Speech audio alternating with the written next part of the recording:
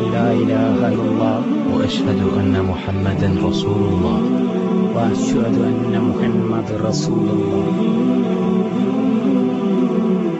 Now I became fearless and free. The world around is breezy, and I stood in the line to believe, rushing to. السلام عليكم ورحمة الله وبركاته. بسم الله الرحمن الرحيم. الحمد لله وكفى، وسلام على عباده الذين اصطفى، لا سيما المصطفى صلى الله عليه وعلى آله وصحبه وسلم تسليما كثيرا. أحبتي في الله، عود حميد ويتجدد اللقاء مرة أخرى. يجمعنا اللقاء مع الشيخ يوسف استس. السلام عليكم ورحمة الله وبركاته. وعليكم السلام ورحمة الله وبركاته. ولا يزال في جعبتنا الكثير، ولكن نبدأ ببعض الأسئلة العالقة من الأمس، ثم نستكمل الحوار ونسعد بتلقي اتصالاتكم ورسائلكم على الهواء مباشرة. شيخ يوسف. نعم. After welcoming you and sending and conveying the love messages and the supplications that I have been receiving since yesterday, at least I received over 100 messages since yesterday. Alhamdulillah wa shukruna. You say Mia? 100 is 100. Yep. There was a very important question yesterday. I think it was from Sister Nahla. Nahla? Yes, I'm going to modify the question a little bit. She was inquiring about the influence of the Muslims' behavior in giving da'wah. Can you shed some light on that, please? How I behave when I give da'wah? Not necessarily just Yusuf Estes. No, but I'm talking about a person. Exactly, the da'i in general. One of the things that struck me in the beginning was that the person giving me the da'wah was never trying to sell me anything. I wasn't being, coaxed or pushed or debated. I wasn't really being forced in any way. But on the other hand, as a Christian missionary type, I was used to going in and pushing people, debating with them, shoving them, come on guys, you got to listen to me or you're going to go to hell. Because I used to go into Mexico. And when we would go into Mexico, my friend who was another preacher, and we would try to convert the Catholics to become Protestants. This is very common. You see a lot of people working in Mexico, they call them the brothers, who go down there and then they'll talk to the Catholics and try to convince them to leave Catholicism, leave the Trinity, and come over to the born-again Jesus, Spirit, Holy Ghost in you, that kind of stuff. And as a Protestant, you guys did not believe that Catholics were Christians? Now as you ask me the question, I realize that's true. We didn't consider them saved at all. We considered them pagans. Very interesting. So, are you saying that you have learned from the person who introduced Islam to you? Not only did I learn Islam, I learned from him the manhaj, the way, what do you call methodology? Methodology. The methodology, manhaj in Islam, to present Islam itself is, first of all, you be yourself and show people what is Islam through your character, and then you listen to them and understand where they're coming from and find the tools within them to see what they already have that could be correct, and just try to make the adjustments on the things that are not. جميل. Very beautiful. بدأت بسؤال الشيخ سؤالا، حورت السؤال بعض الشيء كان عالق من الأمس فيما يتعلق بسلوك المسلم وتأثير أخلاق المسلم الحميدة في دعوة غير المسلمين إلى الإسلام. فقال هو شخصيا تأثر بذلك من خلال الشخص الذي قدم له الإسلام، لم يستشعر أنه يمارس ضغوط عليه من أجل أن يسلم، ويقارن بين سلوك هذا الأخ الذي قدم الإسلام له وسلوكه هو كمبشر بالنصرانية، حيث يقول أنه كان يتبع المذهب البروتستانتي وكان يذهب إلى المكسيك من أجل تحويل الكاثوليك إلى البروتستانتية.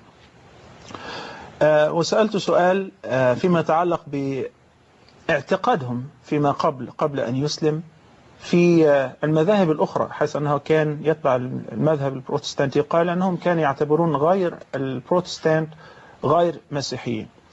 وهكذا الشيخ يؤكد على أن سلوك الداعية له أهم وأكبر تأثير في توصيل الرسالة، ألا يمارس ضغطا على المدعو، أن يبدو كإنسان طبيعي، ألا يتقمص دورا هو ليس له بأهل، وأن يكون سلوكه نابع من خلقه الحميد، أن يكون هو شخصيا مثالا للأخلاق الحميدة. هذا أكثر ما يؤثر في الشخص المدعو.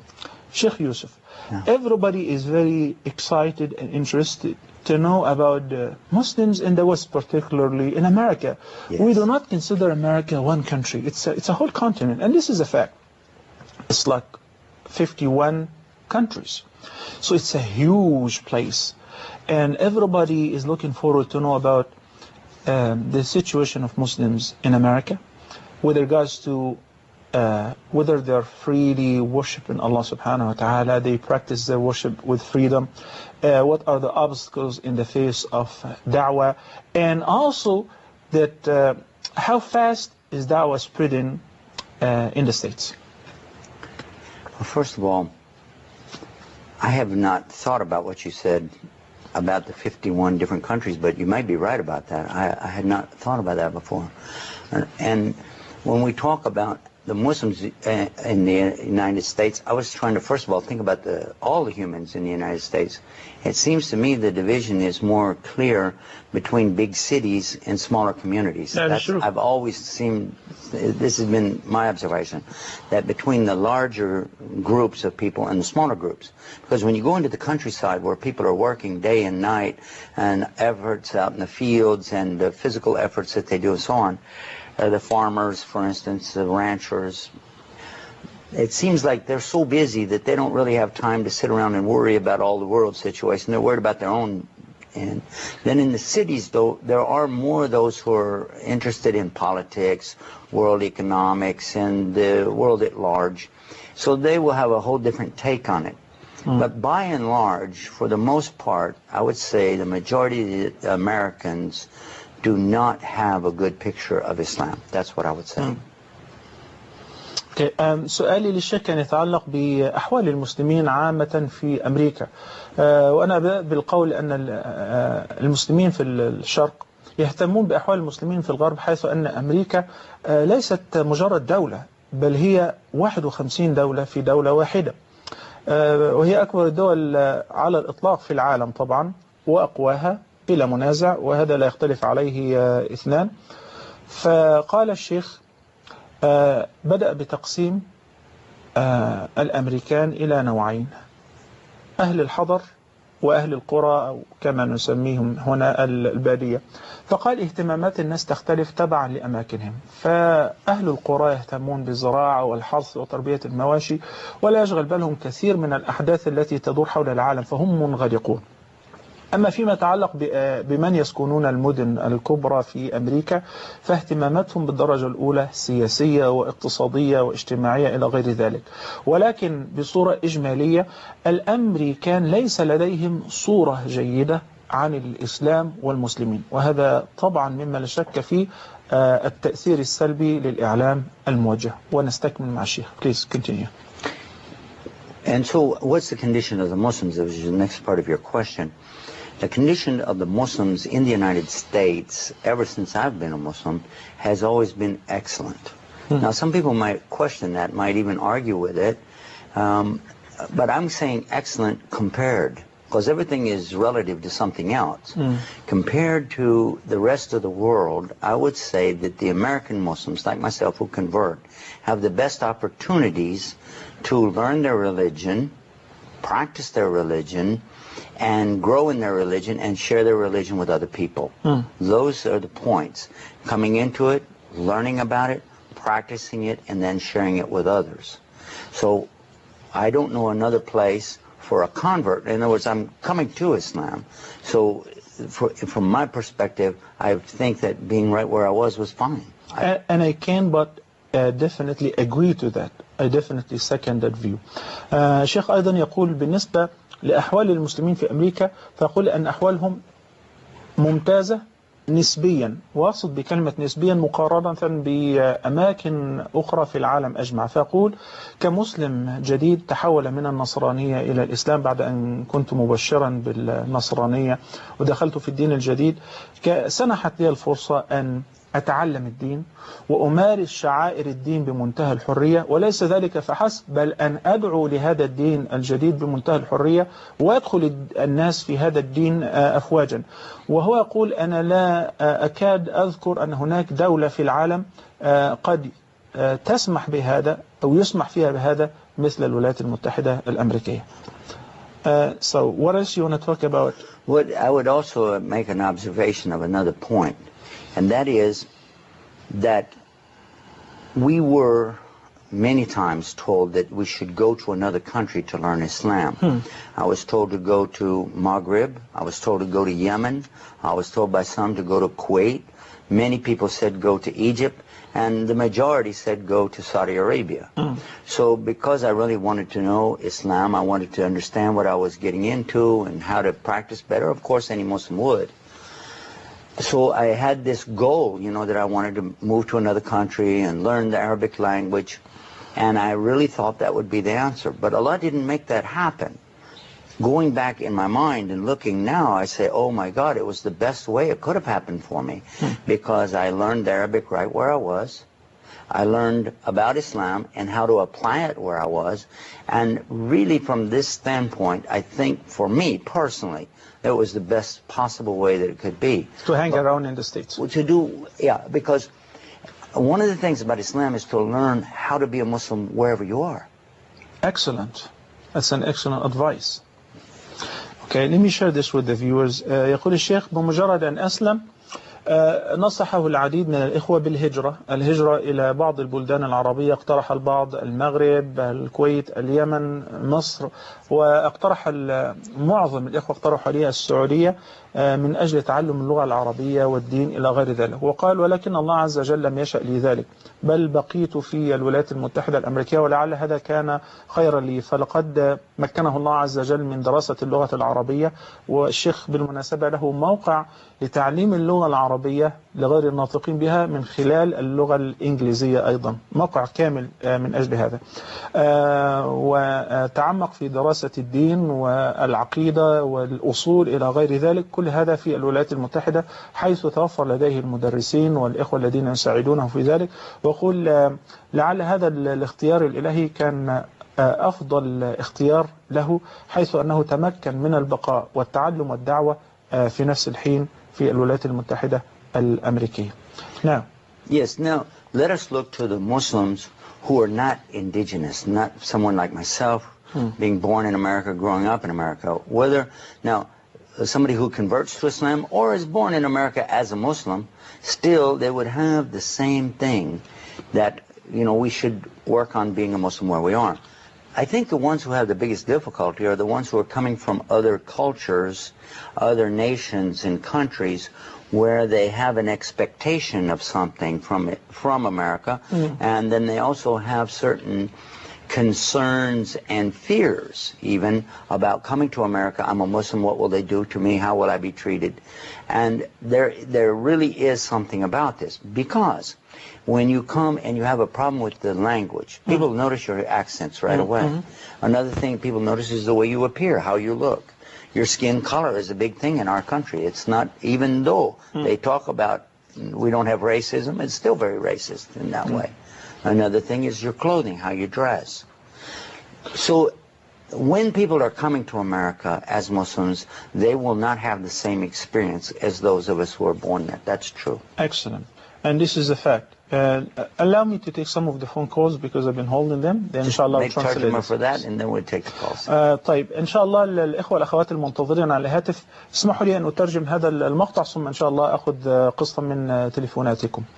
الشيخ يقول أن الوضع يختلف بالنسبة لشخص ولد وربي في الغرب في الولايات المتحدة مثلا على سبيل المثال عن شخص آخر هو مهاجر في الأصل، هو مسلم، لونه مختلف، لسانه مختلف، طباعه مختلفة. فلذلك لا يحكم على الآخرين من خلال تجاربه الشخصية. يقول مع أن المجتمع الأمريكي يزعم أنه ضد العنصرية إلى غير ذلك، لكن هذه حقيقة لا يمكن إنكارها، أن هناك قسط من العنصرية، قسط من العصبية. كون الإنسان قد يتكلم اللغة الإنجليزية ولكن بلكنة مختلفة فيفهم أنه مهاجر أو مغترب فينظر إليه نظرة مختلفة. فلذلك هو حديثه كان يتعلق به كمسلم ولد وربي في أمريكا، لا يجد أي صعوبات كداعية أن يندمج في المجتمع وأن يخاطب الناس بلغاتهم، ولا يجد الناس صعوبة في تقبل اختياره للإسلام. الأخت آلاء نبدأ بها أولا. السلام عليكم ورحمة الله وبركاته. وعليكم السلام. تفضلي. ممكن أكلم الشيخ يوسف؟ تفضلي. السلام عليكم ورحمة الله. وعليكم السلام ورحمة الله. Welcome to Egypt, Sheik Yusuf. Thank you so much. And I'm so happy to see you on Ar-Rahma TV. I love being on Rahma TV. And I'll tell all my friends that I took you and I asked Allah to give you al-taqwa. آمين. Amen. For all of us. Amen. For all of us. جزاكم الله خيرا يا أخت آلاء. I see a lot of Egyptians do speak good English though. Yes, they do. Right. Okay. الأخ وليد، وقبل أن أخذ اتصاله أريد أن أؤكد على الإخوة والأخوات المتصلين من فضلكم أن يكون الاتصال موجه ومختصر. يعني إذا كان هناك سؤال أو ترحيب إلى غير ذلك يكون بصورة مختصرة. جزاكم الله خيرا لضيق الوقت. تفضل يا أخ وليد من السويس. السلام عليكم. وعليكم السلام وبركاته. أهلا وسهلا. لو سمحت كنت عايز أعرف يعني نعرف قصة إسلام الشيخ يوسف اسtes، وكنت عايزين نشوف هل هو بيعمل مناظرات زي الدكتور أحمد ديدات الله يرحمه ولا مع القساوسة بما إنه كان قسيس، يعني عارف عقيدتهم. نعم. والحمد لله عارف عقيدتنا. نعم. ويعني عايزين نزداد علمه بس مش أكتر. طيب أحسن، جزاك الله خيرا أخ وليد. بالنسبة allow me to answer directly some of those questions. بالنسبة أخ وليد لقصة إسلام الشيخ، سبق وكان هناك سبق ان احنا عقدنا عدة لقاءات من قرابة عامين على قناة الرحمة تناولنا فيها قصة إسلام الشيخ. إحدى هذه الحلقات ظلت لمدة 4 ساعات على الهواء مباشرة، لذلك حيث أن معظم المشاهدين قد شاهدها فإننا نفضل أن احنا نستكمل الحديث، وإذا كان هناك رغبة من بعض المشاهدين في استرجاع بعض هذه الحلقات فهي موجودة أونلاين وأيضا على موقع قناة الرحمة، وإن شاء الله نطالب من الإخوة القائمين على القناة بإعادة عرض هذه الحلقات مرة أخرى للتذكير. جزاكم الله خيرا. ولكن أردنا فقط الاستفادة من زيارة الشيخ في طرح بعض القضايا والأسئلة الجديدة. أم لؤي القاهرة، السلام عليكم ورحمة الله وبركاته. عليكم السلام ورحمة الله وبركاته. تفضلي. أخوي الكريمين دكتور محمد والشيخ يوسف، مرحبا. السلام عليكم. على فكرة يا دكتور أنا فوجئت بأن حضرتك بتقول فات 2 سنين على اللقاء الماضي. نعم. فوالله أكنه قريب يعني. نعم. فجزاكم الله خيرا. كلامي للشيخ يوسف ربنا يبارك فيه. لقد من الله عليك بالإسلام كما من الله عليك بشرف الدعوة عنه. الله فسلكت طريق الأنبياء، ذلك فضل الله يؤتيه من يشاء والله ذو الفضل العظيم. فجزاك الله خيرا على كل ما تقدم. وسؤالي ليك يا شيخ، ايه الشيء اللي انت بتتمنى انك تفعله ولم تفعله بعد، او تقول انا لسه ما وصلتش للي انا عايزه؟ طيب جزاك الله خيرا. السلام عليكم. لؤي, she offers a lot of greeting and congratulations. First congratulations concerning being honored by Allah to be rightly guided. Amen. And the second, to be chosen by Allah to be an inspired da'iyah. This is another great honor. And in addition to praying for you, she's asking you a very important question. You better watch. Okay. She's saying, what is the thing that you always wanted to do and yet you have not accomplished? One of the things I have not accomplished that I would really like to do is to be in Jannah, which we would all like to be in Jannah, without doubt.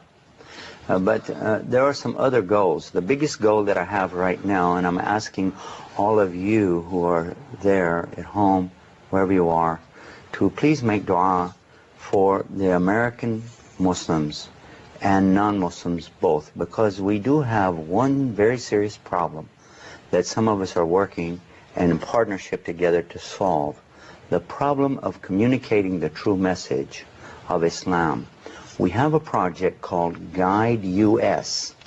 We call it Guide US, meaning guide us and also guide the United States, Guide US, and we have a television project. It is already on the internet called guideus.tv, but we want to bring it now to satellite, to the cable, and through your prayers, through Allah's qadr, His, what do you call tawfiq, that we would be able to have this thing. And our media partners who are working with us, Huda TV, Peace TV, and all of us together, we're making a lot of dua and asking Allah to make it happen. This is my biggest goal. If I see this come, then I'm ready to go to be with Allah. Once this is in place, I'm ready. But not till this is. I have a little comment on that, inshallah, after I translate. إجابة على سؤال أم لؤي للشيخ، ما الشيء الذي كنت تحلم أن تحققه ولم تحققه بعد؟ فقال دخول الجنة. هذا فيما يتعلق بالدار الآخرة، أظننا كلنا نحلم بذلك. نسأل الله عز وجل أن يجمعنا بنبيه صلى الله عليه وسلم في الفردوس الأعلى، اللهم آمين. أما الشيء الدنيوي فهناك أحلام كثيرة الشيخ يعمل الآن على تحقيقها، منها قناة تلفزيونية بدأها في أمريكا اسمها Guide Us or Guide US أو Guide US up to you TV, right? Yeah, Guide Us TV. وهو يعمل جاهدا من خلالها على نشر الإسلام وتوعية المسلمين وغير المسلمين على حد السواء، ويسأل الإخوة المشاهدين بالدعاء لإخواننا المسلمين في أمريكا ولغير المسلمين، نسأل الله عز وجل أن يهديهم جميعا. أم أحمد، السلام عليكم ورحمة الله وبركاته. السلام الله عليكم. تفضلي. وعليكم السلام ورحمة الله. ازيك يا محمد؟ أهلا وسهلا. احنا بنرحب بالشيخ يوسف للمرة الرابعة، المرة الثالثة إن شاء الله. إن شاء الله.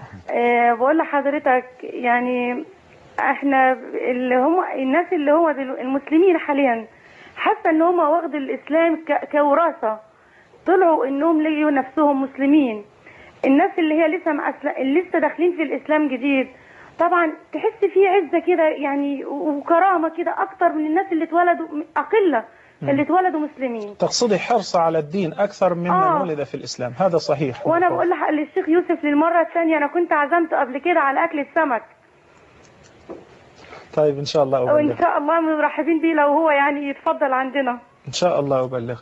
Sheikh Yusuf, let's take brother Said from Saudi. Has been waiting for a while. Then inshallah we'll give her a question to you.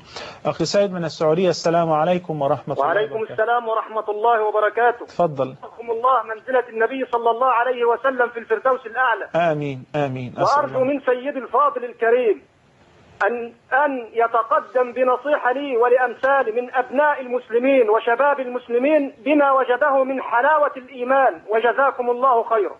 حاضر، أبشر، جزاك الله خيرا. جزاك الله خير.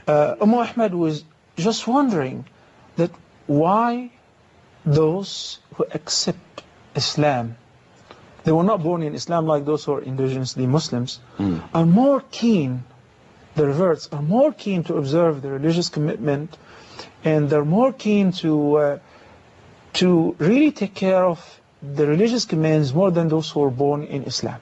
Do you have a reason? I was trying to think of a good analogy to present this, to think about it. But someone who grows up in an environment of wealth, let us say, for instance, they have everything that they want around them all the time. They would take it for granted. You know, you have a nice car to take you to the school. You have the best school to attend. You have the very latest in features to use in your education, in play and fun, PlayStations and games. And so you're just used to that. But you take somebody who is very poor and impoverished, and then suddenly they have this opportunity. And this actually is what they're searching for. All of us are searching for this thing, you know. And then when we really find it, we're so excited, so keen on it, you know, to see more things. And then logically, like a child with a new toy or anything, they want to show everybody, look what I have, look what this is. Take a look, everybody. So, like somebody who was living in darkness or had a blackout, then all of a sudden he came out to light. I have another example for that, but translate the first one first. أم أحمد كان سؤالها لماذا يحرص المسلمون الجدد على الدين ويشعرون فيه بعزة أكثر ممن ولدوا في الإسلام، وهذا ملاحظ لا يمكن أن ينكره أحد. إجابة الشيخ أولا كانت ضرب مثال لمن نشأ في أسرة ثرية، سيارة تأخذه إلى مدرسة خاصة ولديه كل متطلبات الحياة وأدوات الرفاهية، فإنه لا يقدر هذا كله لأنه نشأ في ذلك واستمتع به بدون تعب.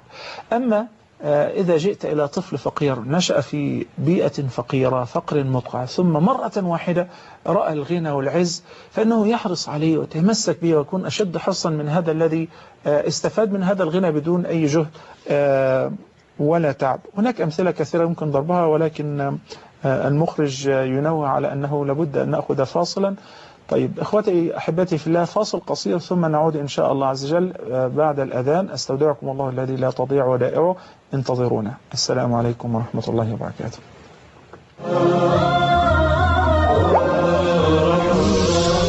سنعود بإذن الله.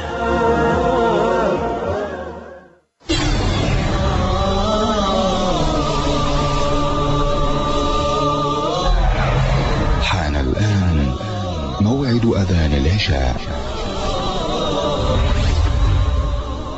الله أكبر الله أكبر الله أكبر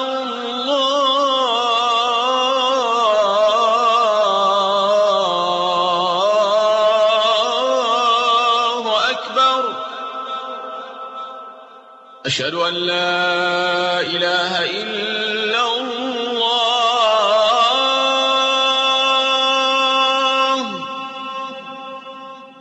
أشهد أن لا إله إلا الله.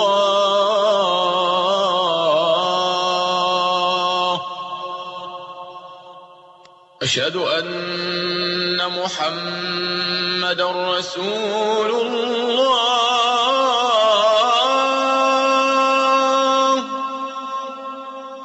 أشهد أن محمد رسول الله.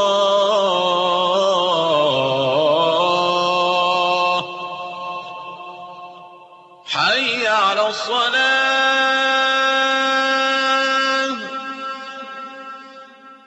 حي على الصلاة.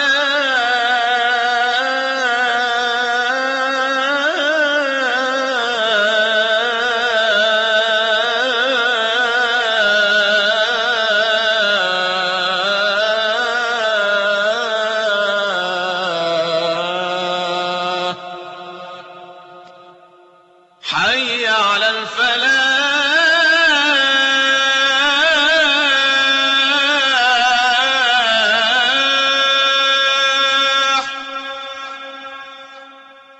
حي على الفلاح.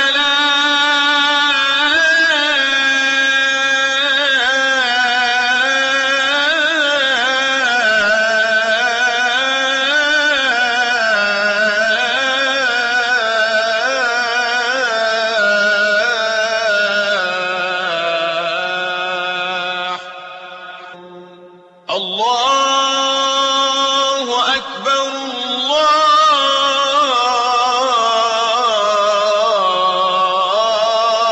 الله أكبر.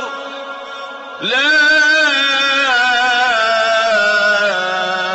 إله إلا الله.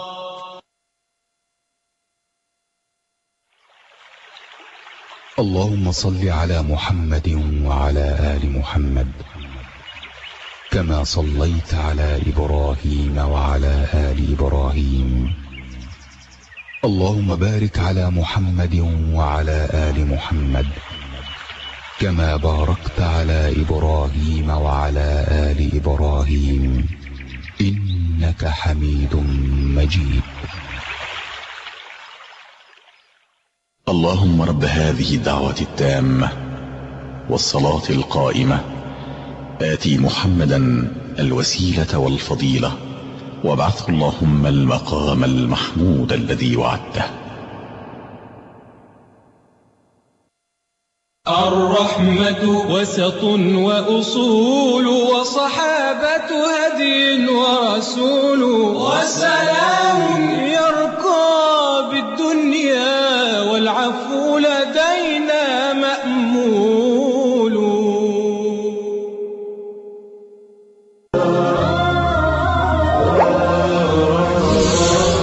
عدنا بفضل الله.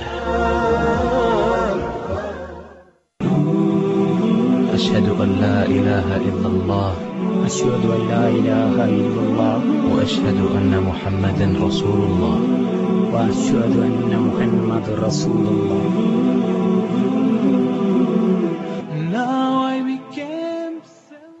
السلام عليكم ورحمة الله تعالى وبركاته. عود حميد.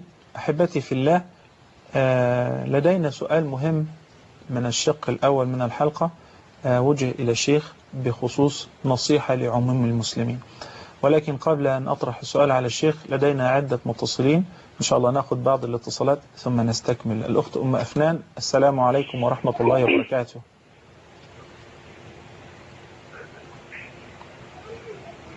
السلام عليكم. وعليكم السلام ورحمة الله وبركاته. اتفضلي. أنا أم أسماء من الفيوم. أهلا وسهلا، اتفضلي. أهلا بحضرتك، جزاك الله خيرا يا شيخ محمد. وجزاكم. بارك الله فيكم. وإياكم. وشيخنا الفاضل المنور ما شاء الله عليه، نرى في وجهه النور والطلاقة والبشاشة، ونراه يحقق الإسلام ما لم يحققه آلاف المسلمين. وسؤالي للحلقة: هؤلاء المسلمون الجدد حققوا للإسلام ودعوا للإسلام ما لم يحققه آلاف المسلمين، فلما هذا؟ جزاكم الله خيرا، والسلام عليكم ورحمة الله وبركاته. وعليكم السلام ورحمة الله. بارك الله فيك. معنا اتصال من أخ محمد. السلام عليكم ورحمة الله وبركاته. وعليكم السلام ورحمة الله وبركاته. تفضل أخي الحبيب. جزاكم الله خيرا على الحلقة الجميلة، وجزا الله خيرا شيخنا يوسف على خير الجزاء على ما يفعل الإسلام والمسلمين. آمين. كان لدي استفسار حول الشيخ لو سمحت. تفضل. هو يعني حينما يسمع الإنسان ما يحدث للمسلمين في أمريكا وازدياد عددهم المستمر يفرح المسلم لذلك، ولكن حينما يسمع عن المسلمين الذين يخرجون من بلادهم طلبا للرزق والمعيشة في أمريكا يحس الواحد يعني بضيق في النفس وحزن شديد وأسى لما يفعلونه، يتركون بلاد الإسلام ويذهبون إلى بلاد غير إسلامية. الهجرة العكسية. نعم. يعني يقول النبي صلى الله عليه وسلم يعني أنا بريء من أقام أفضل المشركين. يعني نسمع كثيرا يسيب الصلاة ويترك كل شعائر الإسلام ويعمل في مطعم يقدم الخمور ولحم الخنزير. وصل سؤالك. نعم وصل أخي محمد، جزاك الله خير. First of all, Sheik Yusuf, Brother Said was asking for an advice for the general ummah. What kind of advice would you like to share with us? Well, when somebody asks me for advice for anything, I always feel like that I'm the one who needs advice. For the last 20 years, I've felt that I constantly benefit more from hearing from other people than I do hearing from myself. But I like to repeat the advice that I hear from very wise people. You know, I remember even before Islam, I heard a piece of advice that comes to us from the Chinese. They say it's a saying from Confucius that you cannot stop a bird from landing on your head, but you don't have to let him build a nest. Meaning that although you could get bad thoughts, you don't have to dwell on them, let them go away. Then after coming into Islam, then the best piece of advice I ever heard, it came from our Prophet Muhammad, peace and blessing be upon him. When they said to him, could you tell us something about this deen of Islam that nobody else could say it, whatever it is. Tell us something only you could tell us. He said, Qul amanta billah, thum astaqim. And of course I don't need to translate this, it's Arabic. جزاك الله خيرا. لما سألته سؤال أخي سيد أن يقدم نصيحة لعموم المسلمين فقال إن كان هناك أحد في احتياج إلى النصح فهو أنا في احتياج إلى النصح، يتكلم عن نفسه. وذكر مثالا أنه قبل الإسلام كان معجب بمقولة صينية أنه إذا وقع طائر فوق رأسك فلا يهمك أن تنفره، المهم أن لا تسمح له أن يبني عشا فوق رأسك.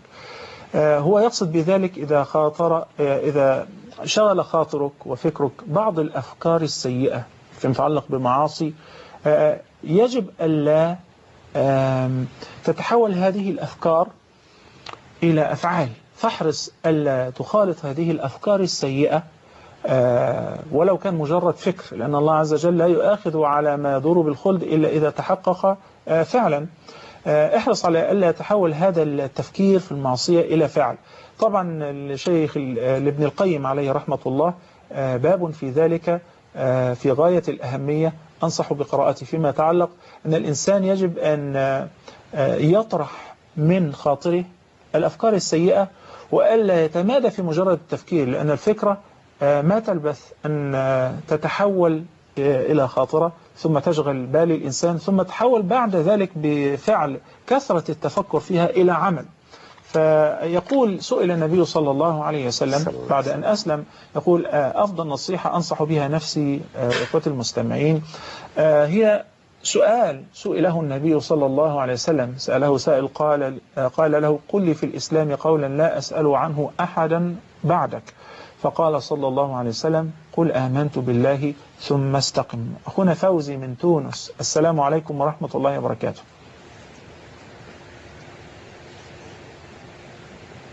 السلام عليكم يا أخي فوزي. طيب أخ محمد السلام عليكم. أم محمد السلام عليكم. السلام عليكم ورحمة الله وبركاته. وعليكم السلام ورحمة الله وبركاته. بارك الله فيك فضيلة الدكتور محمد. الله يبارك فيك وجزاك الله خيرا على هذا اللقاء الطيب المبارك. بارك الله فيك. مرحبا بفضيلة الشيخ يوسف، ربنا يبارك فيه ويجزاه خير عن الإسلام والمسلمين. كما أنا سعيدة بوجودك يا شيخ يوسف، بارك الله فيك. والله الحمد لله على نعمة الإسلام وكفى بها نعمة. الحمد لله الذي هدانا لهذا وما كنا لنهتدي لولا أن هدانا الله. الحمد لله. هذا ديننا يا دكتور محمد ينتشر الحمد لله، ينتشر بحسن الخلق والأمانة والصدق. بس في نماذج طبعا الأيام دي بصراحة مؤسفة جدا قدامنا. مفيش يعني معاملة غير خالص، يعني عشان أنا أجي حد قدامي للإسلام بمعاملتي أنا مش بالكلام، بلاقي غيري بيهد كل اللي احنا بنعمله بطريقة غير مباشرة أو بالتعاملات. وربنا يهدينا جميعا وربنا يولدنا ربا جميلا وجزاكم الله خيرا. أحسنت يا محمد، جزاكم الله خيرا. أخونا عبد الله من دبي، السلام عليكم ورحمة الله وبركاته. تفضل أخي الحبيب.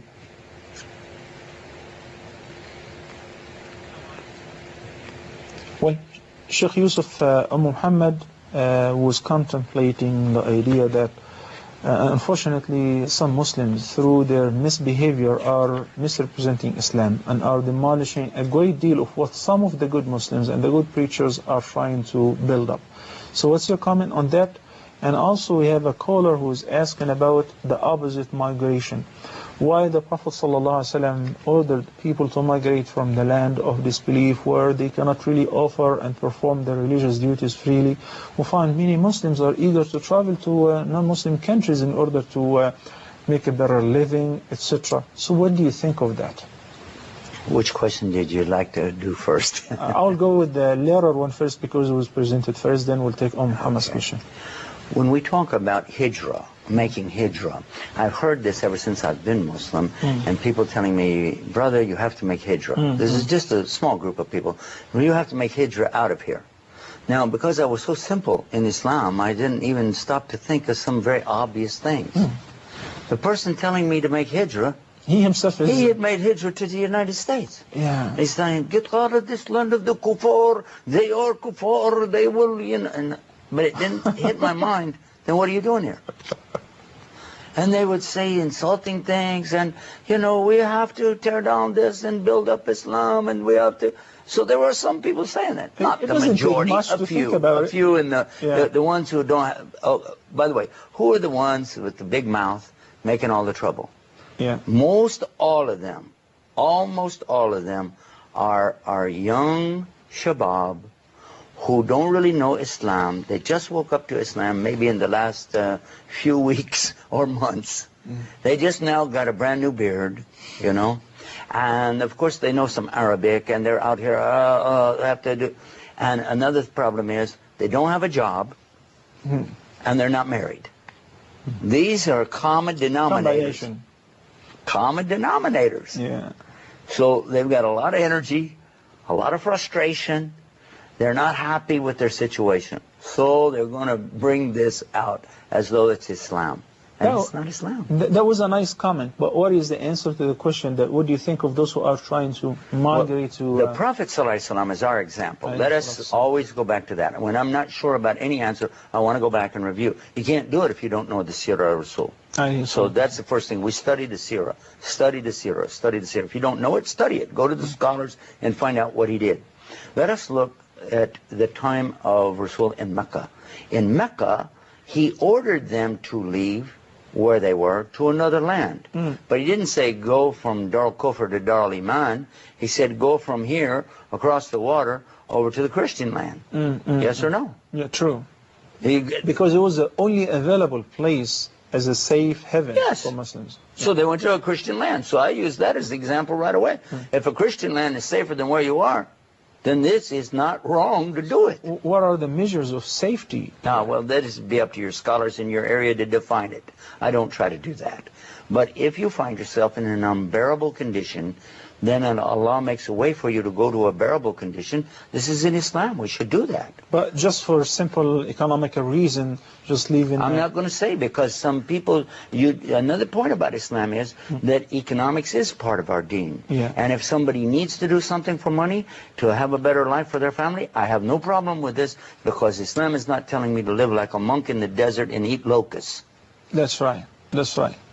That's right. But people who are looking forward to have a better living conditions, like, they're practicing here or in Muslim I go back to this that I read in the fiqh of the zakat. In the fiqh of the zakat, it was telling us that we could use zakat to help the poor of our own family, the poor in the streets, and it was going on and on. But then I came to a chapter being able to actually give zakat to people who had money, but they weren't Muslims. مؤلفة قلوبهم. And it does what? To soften their hearts to come to Islam. So I started thinking, I said, well, what if I have a Muslim who is going to leave Islam if he stays in a Muslim country, but he'll stay in Islam if he goes to a non-Muslim country? So it isn't right for me to say, no, just a flat across. We cannot generalize. I can't do that. That is the bottom line. Every single person is different. And in a general thing, I would say Muslims need to stay together. But in the case where you're finding something so difficult, especially with some groups today who are forcing people to do this or do that, and I will tell you, if you're not comfortable, if you have a problem, talk to good scholars, balanced people, and if they advise you to do something, make istikhara. The istikhara will give us the solution. Istikhara is a salat we perform at any time. It doesn't have to be in the night. It can be at any time. And you're asking Allah to make that decision. If you trust Allah, you believe in Allah, and you ask Allah, then what comes to you will be the right answer. جزاك الله خيرا. فيما يتعلق بسؤال أخونا الحبيب عن هجرة المسلمين من بلاد الإسلام إلى البلاد غير الإسلامية من أجل طلب الرزق إلى غير ذلك، الشيخ كان له تعليق لطيف جدا. قال لما أسلم الشيخ في بداية إسلامه كان محاط ببعض الإخوة الذين يأمرونه بالهجرة، لابد أن تهاجر من بلاد الكفر إلى بلاد الإسلام، لابد أن تخرج من هنا، لابد ويتلون عليه من الآيات والأحاديث ما يحض على الهجرة. فقال ولكني تفكرت لبرهة ورأيت أن من يحضني على الهجرة هم مسلمون ولدوا في الإسلام وهاجروا بلاد الإسلام وجاءوا هنا، فهم يأمرونني بالهجرة من بلد الذي ولدت فيه وهم مقيمون هناك واستمتعون بالعيش هناك. فقال هذا سلوك لم يكن منضبطا.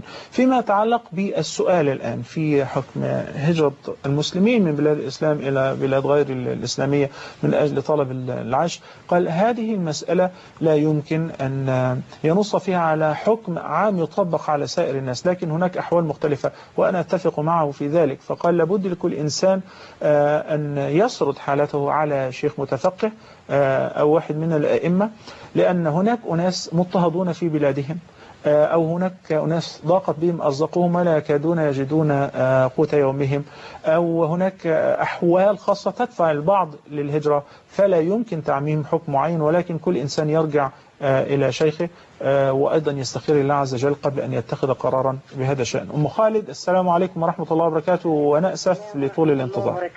تفضلي. السلام عليكم يا دكتور صلاح. وعليكم السلام ورحمة الله وبركاته. أهلا مرحبا وسهلا بحضرتك. بارك الله فيك. وبارك الله فيك وفي برنامجك جميل. جزاكم الله خيرا. بسم الله ما شاء الله. الله يتقبل منا.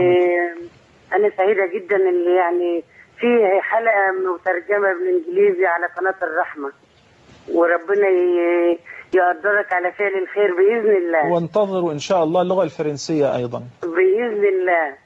Welcome, Mr. Yusuf Estes. Thank you so much. Welcome second time to come in Rahma channel. Oh, I love being on this channel, and I love all of love all the viewers' input. We love يا دكتور that. صلاح أنا عايزة أسأله سؤال. اتفضلي. هل من أسرته طبعا أسرته كبيرة برغم من يعني علشانه كان قسيس وكده أسلم والده وأسلمت زوجته وابنتاه. نعم. وهل مزيد من أسرته أسلم بعد إسلامه أم لا؟ طيب جزاك الله السلام عليكم ورحمة الله وبركاته. أم عبد الرحمن السلام عليكم ورحمة الله وبركاته. وعليكم السلام ورحمة الله وبركاته. تفضلي يا أختي. كيف حالك يا دكتور محمد؟ أهلا وسهلا الحمد لله. حياكم الله وبياكم وجعل الجنة مثوانا ومثواكم بإذن الله تعالى. آمين. وبرحب بفضيلة الشيخ يوسف. السلام عليكم ورحمة الله وبركاته يا شيخ يوسف. وعليكم السلام ورحمة الله وبركاته. الحمد لله على نعمة الإسلام والله وكفى بها نعمة فعلا. الحمد لله على نعمة الهدى بعد الضلالة وإن الدين عند الله الإسلام. مرحبا بك أخي الكريم في الدين الإسلامي الجميل. مرحبا بك في الدين الحق ودين الكرامة ودين العزة ودين الطهارة ودين الطمأنينة. ألا بذكر الله تطمئن القلوب. بدعو الله سبحانه وتعالى أن يثبتكم على الدين وعلى الحق ويجعلنا وإياكم من أهل القرآن اللهم أمين.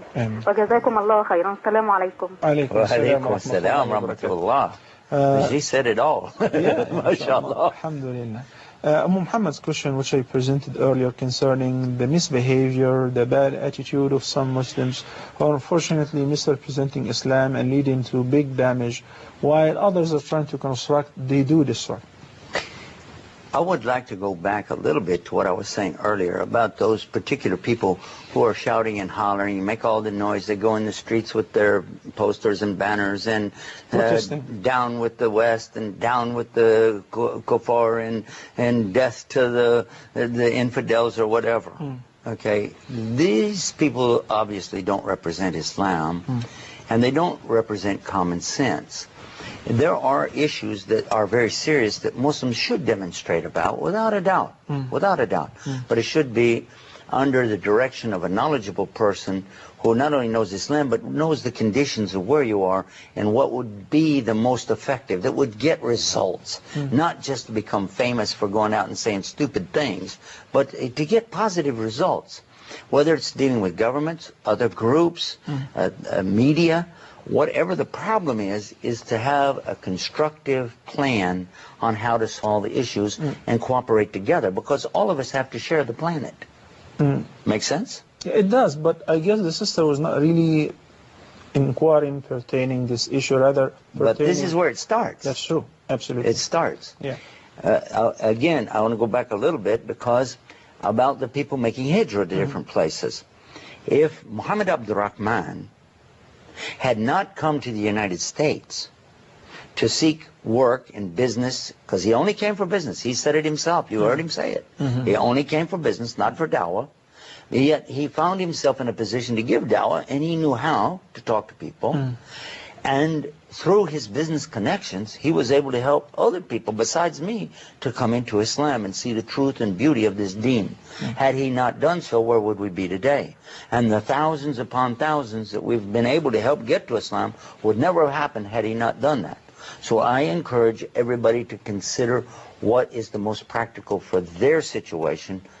Talking to scholars, you yourself have done the same thing. I know you. And I know you did the same thing before you ever came on television. You spoke to scholars and asked them, and they advised you what to do, what not to do. You made istikhara about it. And because you accepted the istikhara, look at you today. You've been able to influence many, many people with your work. And this is what I'm insisting upon for all the Muslims. Ask Allah. Now to come to this. I know that there are many people saying that Islam is not like this, Islam is not like that. Those few don't represent all the Muslims, and we blame it on the media. The real fact of the matter might be a little deeper than that. Each and every one of us is responsible in front of Allah for how we treat this deen. And because collectively the Muslims around the world are not really following true Islam according to the way they should, this is why we find the problem for all of us. So that's where it starts. The core of the matter is inside each of us. Unless and until we're willing to deal with that and correct that which is in us, we will not find a positive change around us. The evidence for this is in the Quran when Allah tells us of the condition of Adam. Adam was in the best of condition. He created human beings in the best. لقد خلقنا الإنسان في أحسن تقويم. ثم after Adam and Eve broke the law, which was don't eat the fruit. That's the only law. But they broke that law. And because of this, then they find ثم رددناهم أسفل سافلين. Allah changed their condition because they changed themselves. Sure. And He will not change our condition back until we change ourselves. جزاك الله خير. قبل أن أترجم معنا عدة اتصالات تنتظر منذ فترة. الأخ محمد وبعدين الأخت أم محمود. محمد تفضل. السلام عليكم ورحمة الله وبركاته. ألو. تفضل أخي الحبيب. كنت بوجه التحية للأخ يعني الحمد لله وجزاه الله خير على الإسلام. كان ليا سؤال بس في الإنجيل يعني اخترت فيه يعني معلش أنا آسف للمداخلة. تفضل. السؤال بيقول خوارق العادات. ولك الناس على قناة اقرأ يعني أشرف على قناة اقرأ بيتكلموا في مناظرة بينه وبين الشيوخ بيقول إن في خوارق عادات. دي يعني هم بيقولوا إن هي للرسول عليه الصلاة والسلام.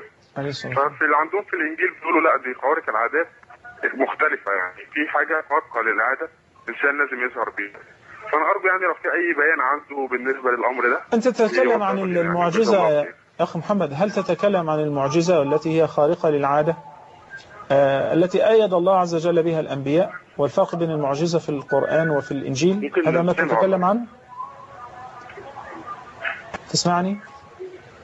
نعم. تسمعني؟ طيب جزاك الله خيرا. أنا أحاول أوصل سؤالك إن شاء الله على قدر ما فهمت منك. الأخت نادية السلام عليكم ورحمة الله وبركاته من مصر. السلام عليكم ورحمة الله. تفضلي أختي. تفضلي. يعني أنا مش عارفة أنا سعيدة جدا بالحلقة وأحب حضرتك توصل للشيخ يوسف أمنيتي إن أنا يعني بستنى اليوم اللي نلاقيه على الشاشة بيتكلم باللغة العربية. إن شاء الله أوصل هذه الأمنية. الأخت نادية is greeting you big time and she says she's longing that one day you will be appearing on the screen just speaking plain Arabic. Well, maybe she will learn more English. Or maybe both. That's both. And actually she's wishing you a very good thing, isn't it? Yeah, of course. Yeah. Okay. The language of the Quran, the language of the Prophet Muhammad sallallahu alaihi wasallam, the language of the scholars. Yeah. Certainly I'm looking forward to that. The more I can learn of the Arabiya, the better. جزاك الله خيرا. أخ عبد الله السلام عليكم.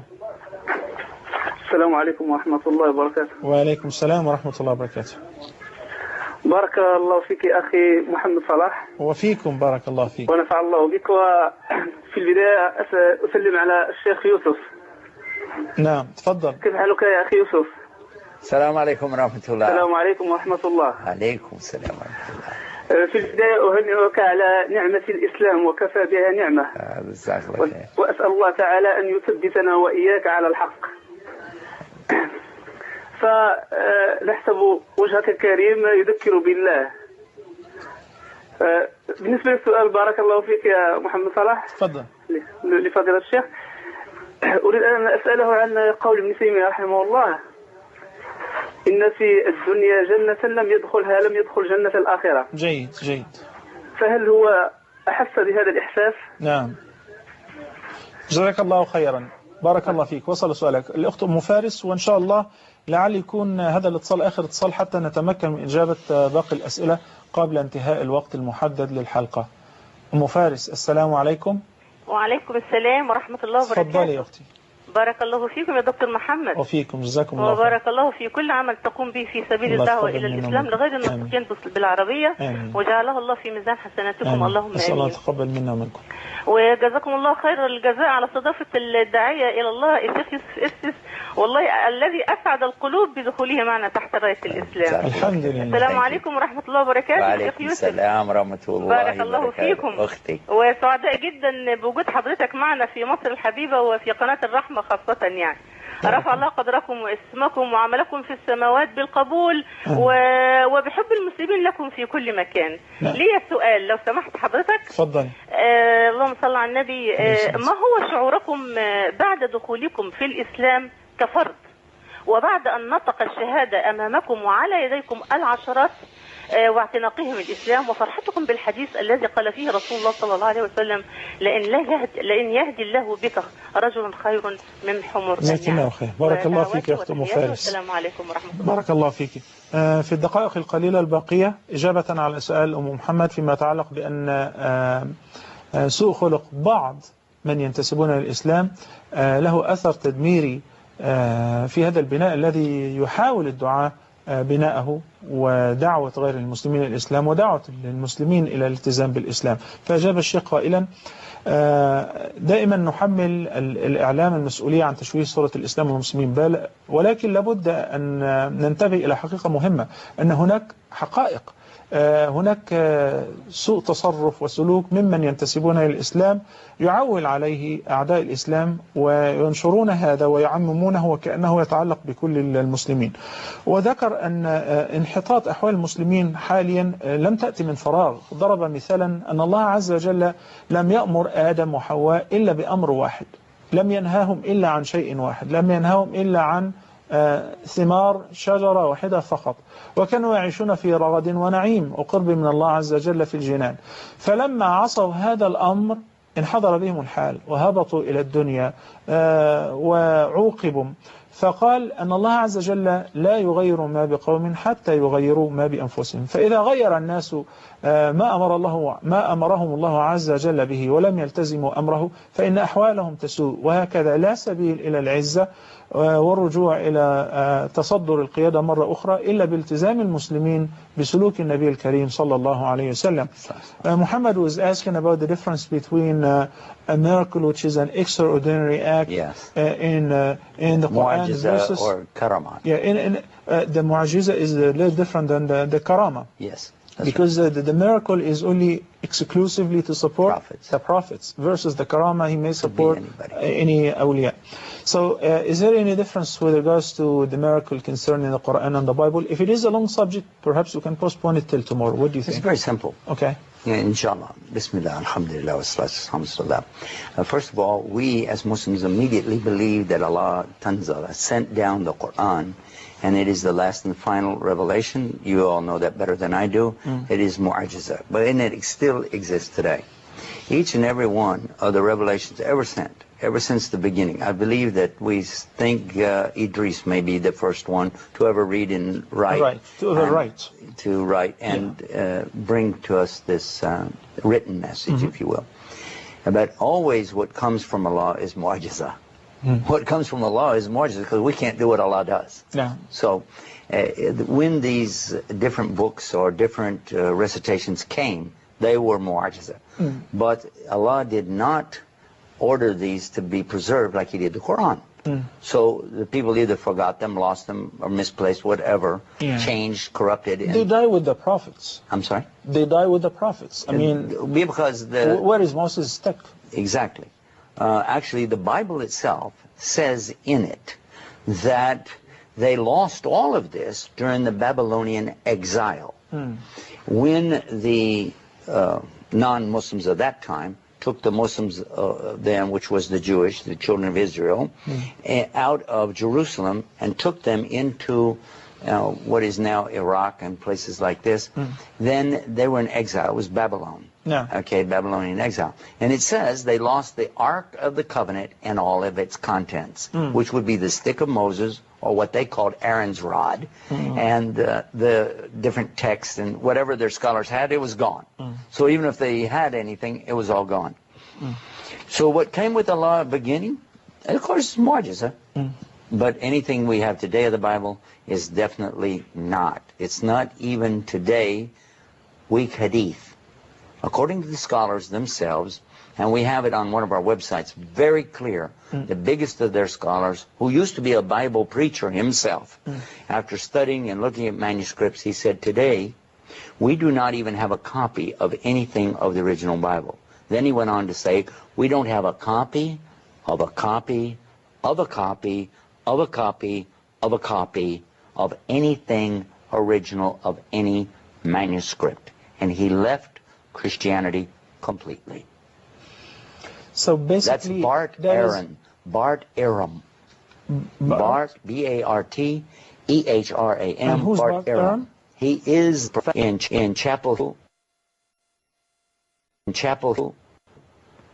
North Carolina, at the North Carolina University there. I'm familiar with this. Yes, and I contacted him myself and corresponded with him. And I have his books and I have his statements on our website called tubeislam.com.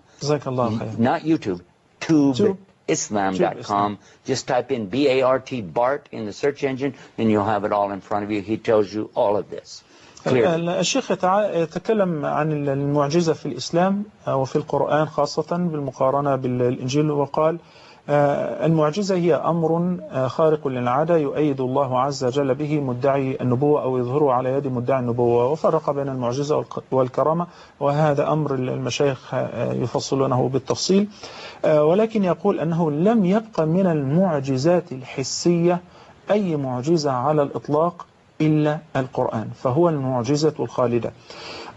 وتكلم عن القرآن مقارنة بالكتب السابقة الأخرى والمعجزات الحسية الأخرى. يقول مثلا لما أخرج اليهود من الشام من فلسطين وطردوا إلى العراق إلى بابل إلى غير ذلك، فقدوا الصندوق الذي كان فيه عصا موسى عليه السلام وممتلكاته إلى غير ذلك، فلم يبقى لديهم من آثار موسى عليه السلام من المعجزات أي شيء. أما بالنسبة للنصارى فهو يقول نقلا عن بارت إيرن، وهو بروفيسور متخصص في المخطوطات الدينية في جامعة نورث كارولاينا تشابل هيل، وقد زرت هذا المكان من قبل بفضل عز وجل عدة مرات، وله تسجيل ينص فيه على ذلك. يقول أنه ليس لأحد أن يزعم أن هناك نسخة من أي نسخة من النسخة الأصلية من الإنجيل، لأن هذا كله قد اندثر، وليس لدينا ما يثبت أن هناك نسخة أصلية من البايبل.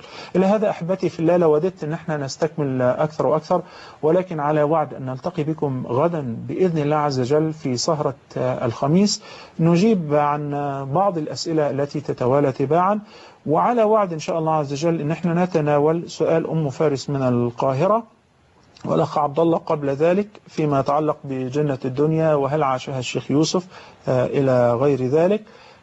وحتى هذا اللقاء أستودعكم الله الذي لا تضيع ودائعه. سبحانك اللهم وبحمدك، نشهد أن لا إله إلا أنت، نستغفرك ونتوب إليك، وصلى الله على سيدنا محمد وعلى آله وصحبه وسلم. الشيخ يوسف جزاك الله خيرا. May Allah bless you and your family. السلام عليكم ورحمة الله وبركاته. السلام عليكم جميعا ورحمة الله وبركاته. أشهد أن لا إله إلا الله. أشهد أن لا إله إلا الله. وأشهد أن محمدا رسول الله. وأشهد أن محمد رسول الله. Now I became